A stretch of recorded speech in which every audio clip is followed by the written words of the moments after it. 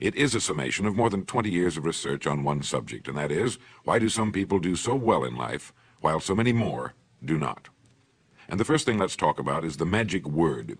The experts call it the most important word as far as the results we get from life are concerned in this or any other language, and that word is attitude.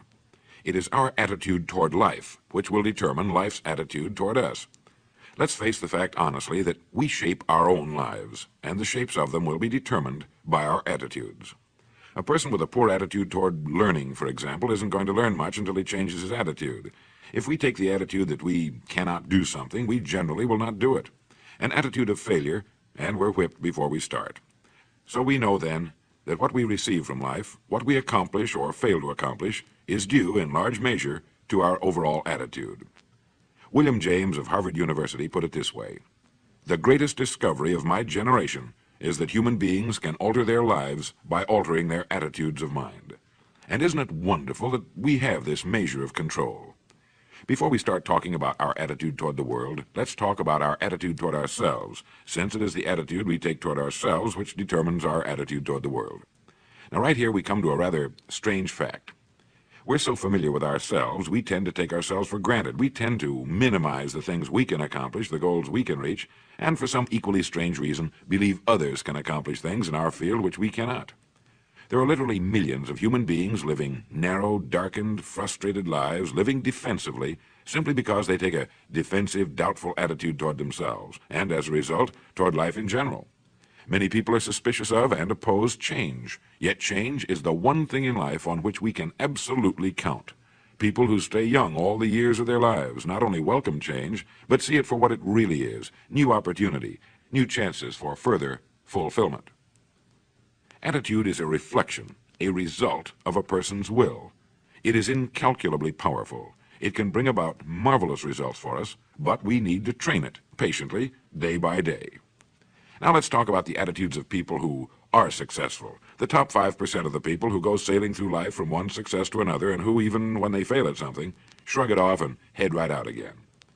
No matter who the person is or what he does, men and women in sales, business executives, people in all the professions, wives and mothers, students, top people in the armed forces, public servants, men and women in the service of religion, working men and women in all fields of endeavor, wherever you find a person doing an outstanding job and getting outstanding results, you will find a person with the right kind of attitude. These people take the attitude toward themselves that they can accomplish what they set out to accomplish, that there's no good reason on earth why they can't be competent, successful. They have a healthy attitude toward themselves and, as a result, toward life and the things they want to accomplish. And because of this, they achieve some remarkable things, and they come to be called successful, outstanding, brilliant, lucky, and a lot of other things. They're quite frequently no more brilliant or outstanding than the majority of the people by whom they're surrounded. But they did develop the right attitude, and they found their accomplishments not too difficult, and many times surprisingly easy, simply because it seems that so few are really trying, really believe in themselves. Successful people come in all shapes and sizes and in widely varying degrees of intelligence, background, and so on. But they all have one thing in common. They expect more good out of life than bad. They expect to succeed more than they fail. If you want something worthwhile, take the attitude that there are a lot more reasons why you can have it than there are that you cannot, and set out to earn it.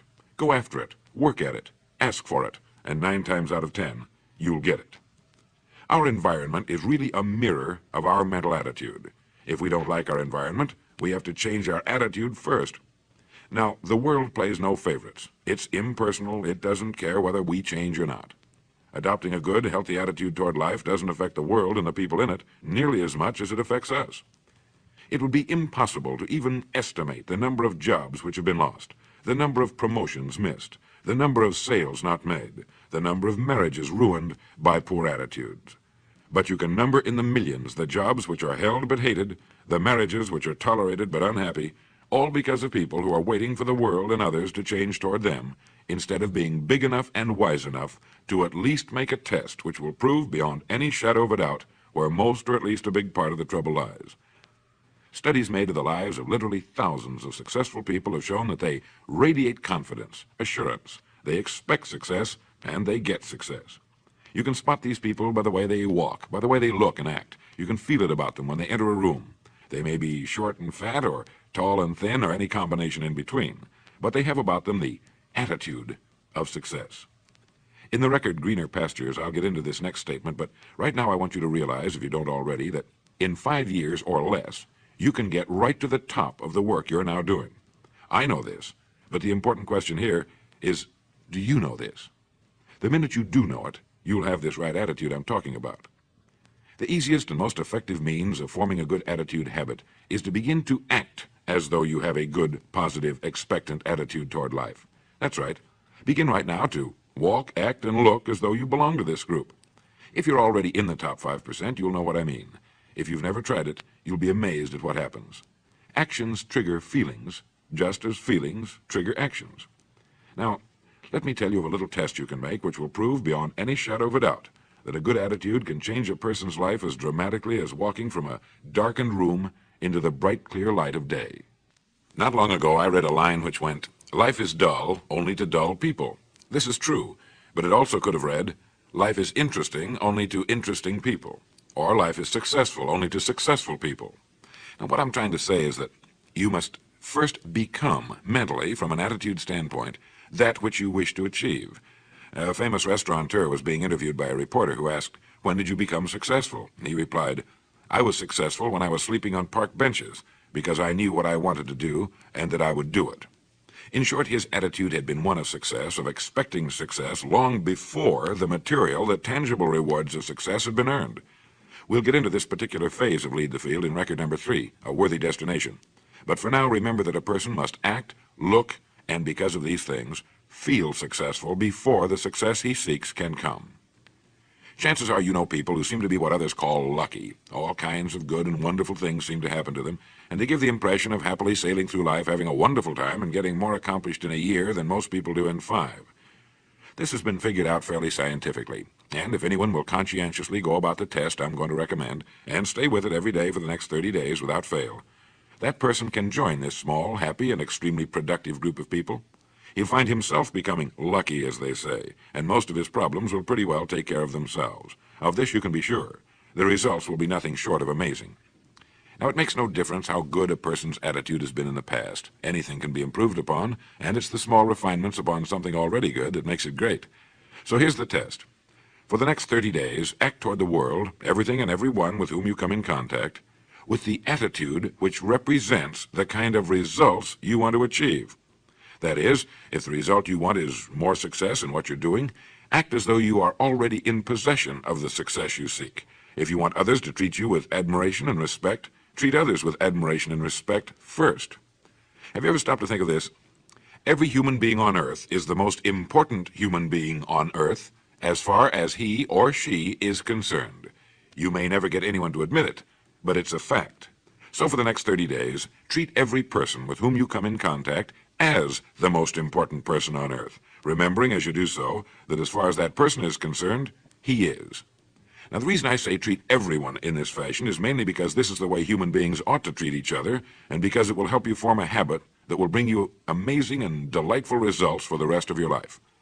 Have you ever noticed that the higher you go in any organization of value, the nicer the people seem to become? You see, the bigger the person, the easier it is to talk to him, to get along with him, to do business with him. Do you know why? It's because he's got a good attitude, and people with the best attitudes just naturally gravitate toward the top. So for 30 days, act toward others and the world at large in exactly the same manner you want the world and others to act toward you. Treat your wife or husband as the person he or she really is, the most important person in your life. The same with the children.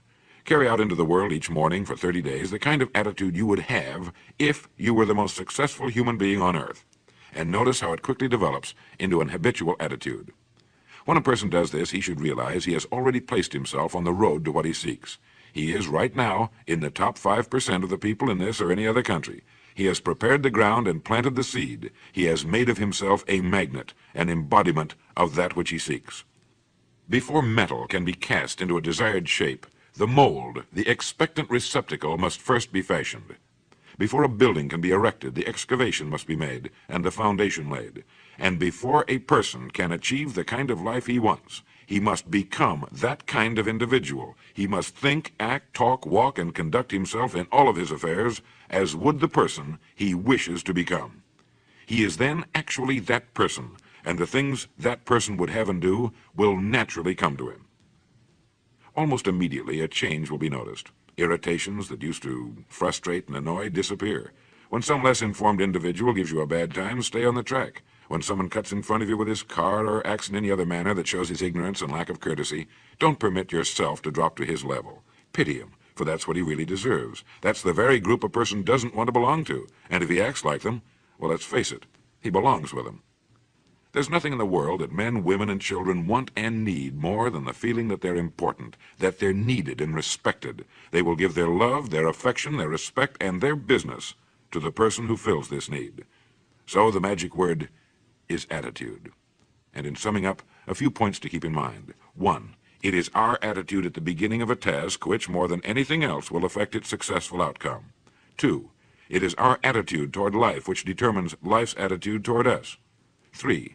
We are interdependent. It is impossible to succeed without others, and it is our attitude toward others which will determine their attitude toward us. 4. Before a person can achieve the kind of life he wants, he must become that kind of individual. He must think, act, talk, walk, and conduct himself in all of his affairs as would the person he wishes to become. 5. The higher you go in any organization of value, the better will be the attitudes you'll find. 6. Your mind can hold only one thought at a time, and since there's nothing at all to be gained by being negative, be positive. 7.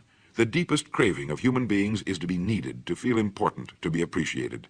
Give it to them, and they'll return it to you. 8. Look for the best in new ideas. As someone said, I've never met a person I couldn't learn something from. 9. Don't waste valuable time broadcasting personal problems. It probably won't help you. It cannot help others. 10. Don't talk about your health unless it's good. 11. Radiate the attitude of well-being, of confidence, of a person who knows where he's going. This will inspire those around you, and you'll find good things will begin happening to you. And 12, lastly, for the next 30 days, treat everyone with whom you come in contact as the most important person on earth. If you'll do this for 30 days, you'll do it for the rest of your life. In the next recording, I'll talk to you about greener pastures. But now in closing, remember the words of Walter Dill Scott of Northwestern University. Success or failure in any undertaking is caused more by the mental attitude even than by mental capacities. Thank you.